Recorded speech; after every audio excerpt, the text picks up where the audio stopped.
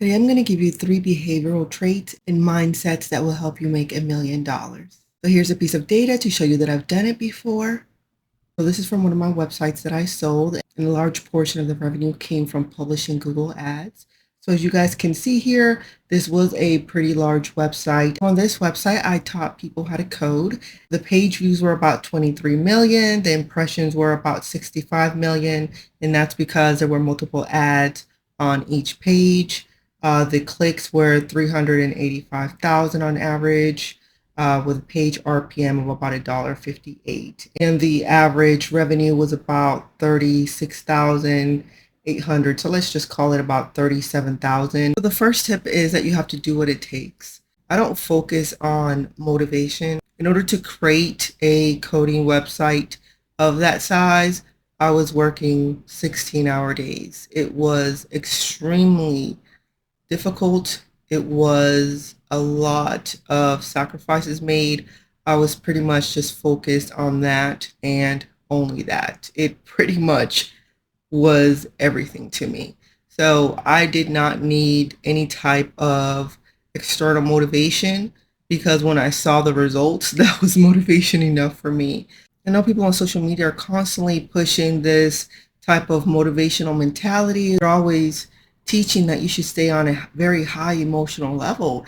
And unfortunately, I do not believe that is the best way to maintain or even achieve success. There are going to be days when you just don't feel like working on your website. And at that point, that is where your discipline comes into play. That is where your own dedication is going to come in. And you're going to have to do what it takes in order to maintain the success of your work. It's as simple as that. So unfortunately, a lot of these individuals on social media, what they're teaching you is to be emotionally led. Because if you're only depending on motivation to help you function, to help you work, number one, those are two separate things. Because if you need internal motivation, that has nothing to do with necessarily your work ethic. I think if we focus on discipline and dedication to accomplishing a specific goal, that's going to be far more successful. Well, at least in my case, because that's the way I function. The second behavioral tip is structured perfectionism. I know a lot of people don't like the term perfectionist. They don't even like the term structure. They don't like being bound to a specific schedule because so many people are focused on the creative aspect of business and they actually don't understand the side of business that requires extreme focus, to be detail oriented, to make sure that everything on the back end is functioning so that you can create a system so that then you don't have to worry about so many things. What is structured perfectionism? I've spoke about this before. It's basically a system I created for myself in school. It just means that you are going to try to reach the highest level possible within a specific time period. Unfortunately, what a lot of these people are now pushing on social media when they say, oh, done is better than perfect. And to me, that is unethical because you're just throwing things out there without caring about giving your consumers the best product possible. That's irresponsible. And it's like, if that is your mindset, then you cannot get upset when someone does the same thing to you. So you have to put yourself in the shoes of your consumers so that you give them the best product possible. I don't believe in just throwing stuff together without care.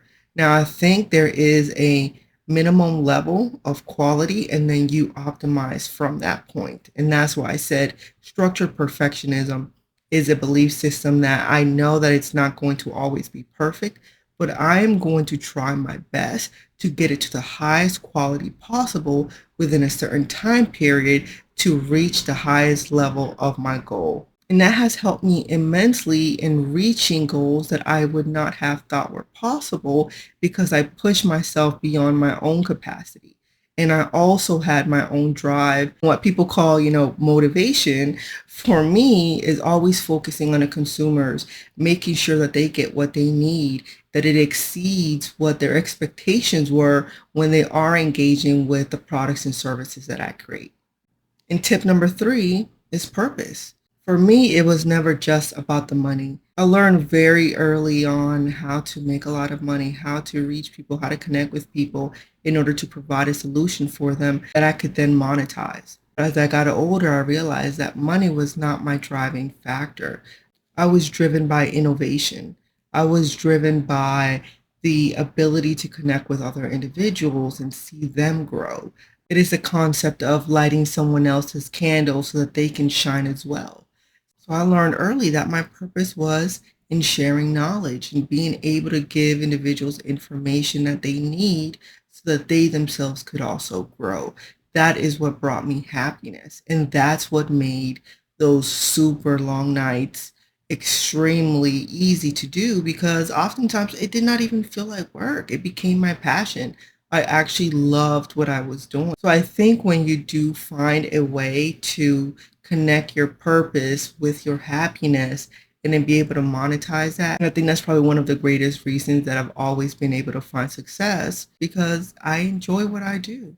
So I hope these 3 tips are helpful to you as well. All right, guys, have a great night. Bye bye.